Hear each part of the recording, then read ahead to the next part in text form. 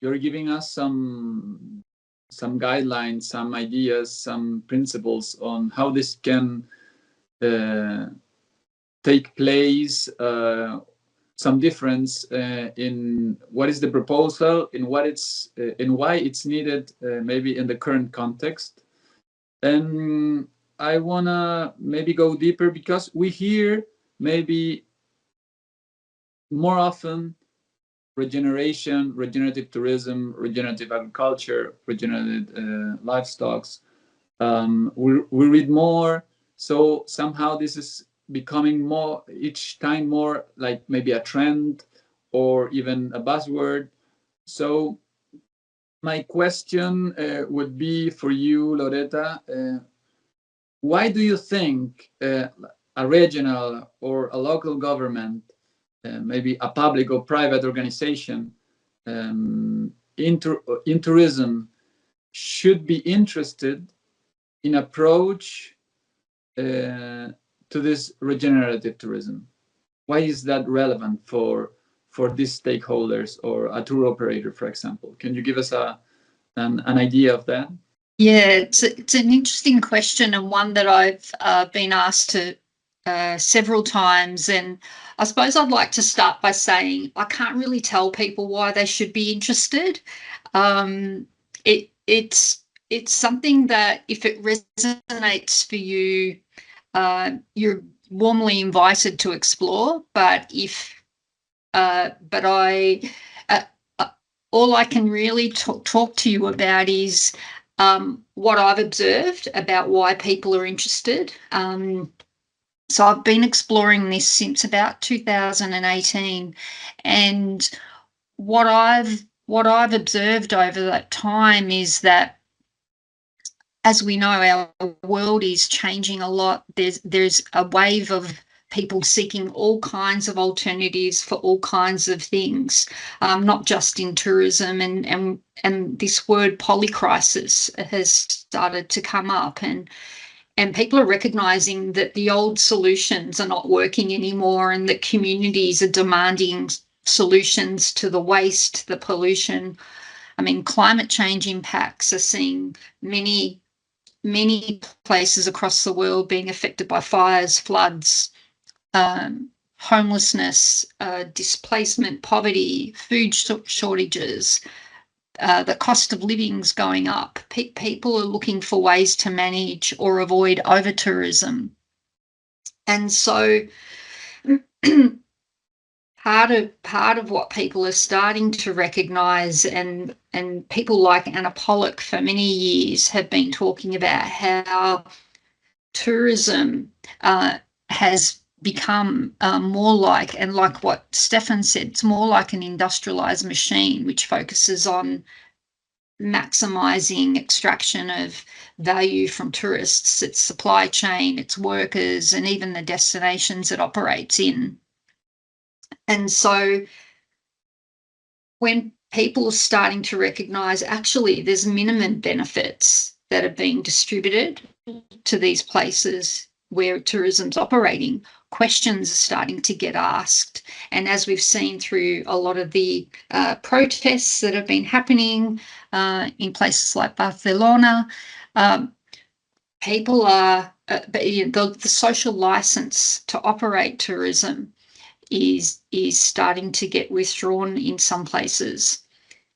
And so this questioning of why is it that few corporates are monopolising profits and returning minimal benefits, or even worse, causing harm to nature. People are wanting those alternatives. And I suppose one other thing that is an invitation for people to think about why you would think about this as an alternative is that Anna Pollock, since at least 2011, has been describing the tourist economy as being on a race to the bottom. And by that, what she means is that this idea that everyone should have the right to cheap travel is is creating this situation where suppliers are dropping prices more and more and more. And so it's becoming less and less of a valuable business to be in, because you're constantly dropping your prices, and it's just not good for anybody. And the other thing that's happening is that there's this standardization where a lot of tourism destinations look the same wherever you go. You could be in Bali or you could be in Fiji, and you wouldn't know the difference because everything's just standardized. And so there's this loss of reverence for a place, because it's just this, people are being put on a conveyor belt. And so my research has identified that many civil society actors and government actors, tourism operators, they are wanting to contribute to more meaningful ways of living, working, and they're wanting to contribute to something that's bigger than themselves. And this approach offers ways to work in harmony with nature, to help rebuild communities, to create shared prosperity, helping to revive cultures that have been squashed and not lost, but put to sleep, and ways of creating visitor experiences that feel more like a mutual exchange, a bit like when you bring someone in, invite someone into your home to have dinner. It's not a transactional thing. There's lots of exchange, shared growth, and it's meaningful, and everyone is feeling better for it. And so these tourism actors and government planners, they're adopting new roles that invite stewardship, reciprocity, reverence of nature and of one another. And so it just creates a much more beautiful way of being in the world, and satisfying. And so what I've observed in my research is that those who are pursuing regenerative approaches to tourism are enhancing what tourism can be, and taking tourism to places that are beyond creating profits and jobs, and are more focused on building connection and sharing understandings, catalysing restoration of ecosystems such as rivers and forests. And even within built environments within cities, they are bringing back reverence and wonder and awe, and contributing to nature-based solutions, sharing, and also tourism has a great role in sharing stories about how to live with nature, how to appreciate the uniqueness of each place, which is a really critical part of this approach, as we've been saying, and basically redressing this disconnection that we have with nature, and turning places into these standardized products. And so the other thing that is really great that I've been observing is that tourism stakeholders have been playing a role in bringing those who've been excluded from the industrial model of tourism to find ways to bring back life to tourism experiences.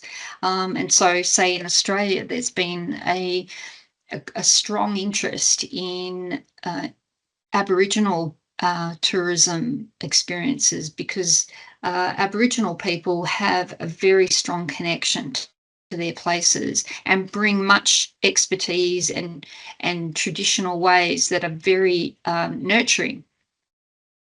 And the other, I suppose, one example that I'll give you really quickly is that when I went to Flanders in Belgium to try and understand how they've adopted a regenerative approach, I came across examples of, such as Catholic nuns in a convent have become tourist hosts because they're sharing their knowledge and stories about the sacred books that are in their convents.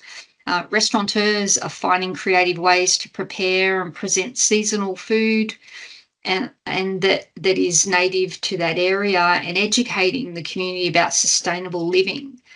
and the coordinators of the destination management organisations are seeing their roles as stewards of place, and they're working with their communities on how to host visitors in ways that those visitors respect those places, and they create experiences that are about mutual learning, and the money that those visitors bring help those communities pursue their projects and preserve their heritage. So, yeah, they're just some of the examples that I can share. So it's very much an invitation.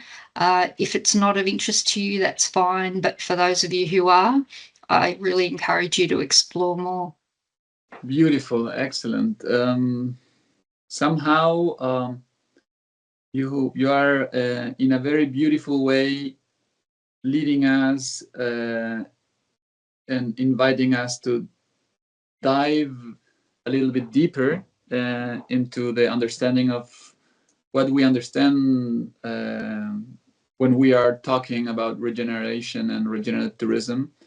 We have been talking about what is the context in which regenerative tourism is arising. We have discussed a little bit through your thinking, why is this relevant, and how to approach to a tourism based on this new approach. And it happens to me a lot. Maybe I assume that for you it's something that also occurs frequently, is that people come and ask for examples. No, this is beautiful, sounds great, I love it, but where, how, can you give me an example on what is the difference on between sustainability and regeneration, or can you give me a case where I can inspire myself, etc. So in that direction, Stefan, I know this is a huge topic, and of course takes maybe a whole hour to get deeper into an example of regenerative tourism.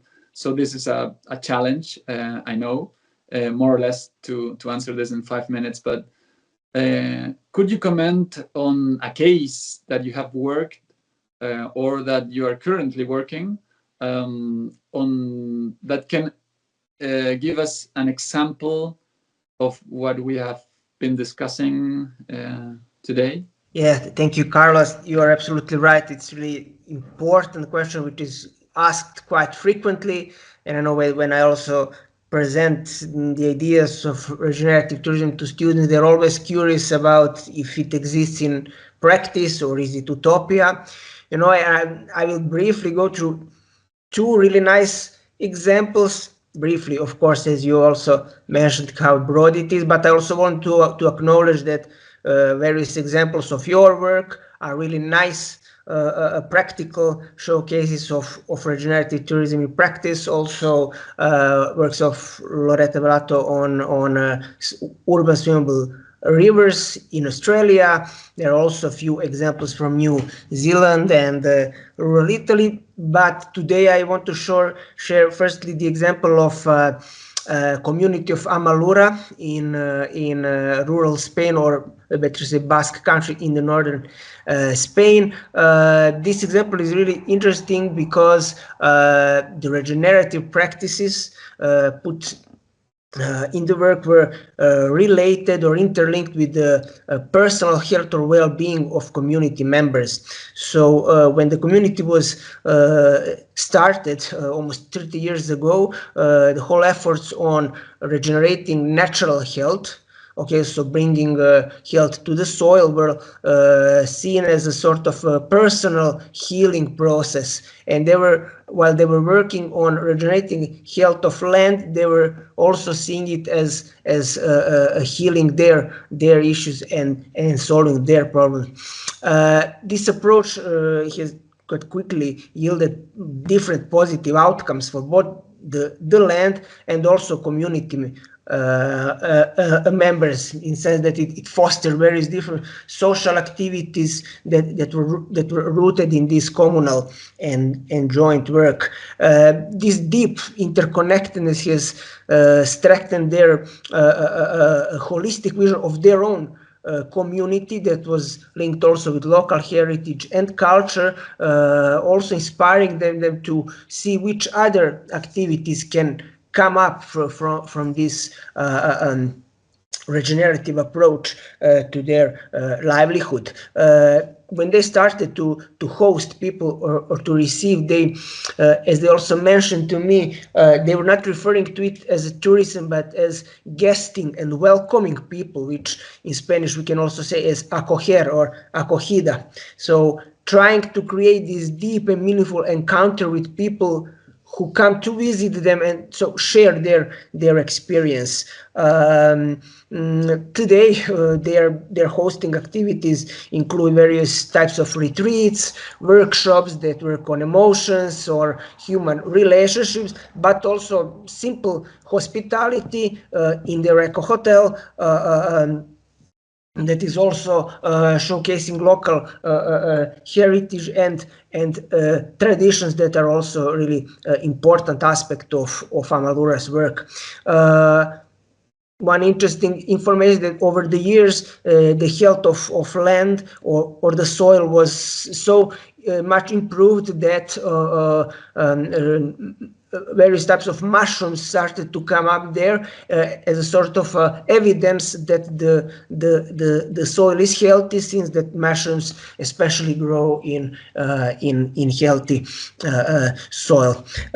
Another example that I quickly want to mention today is also work of community San Rafael in Colombia, with a different background story. For those listeners who don't know, Colombia has passed through 5 decades of armed conflict and civil war, so really almost destroying the social cohesion and society. And in this case, we have a community that has self-organized to practically build society in a place that they needed to abandon due to this armed conflict, or where they couldn't develop their activities since they were trying to survive. And we see that through this systemic vision, collective effort, and strong link to local or a place, they were solving the issues of social injustice and sort of reclaiming their livelihood and a community they unfortunately lost during decades of the conflict. They quickly managed to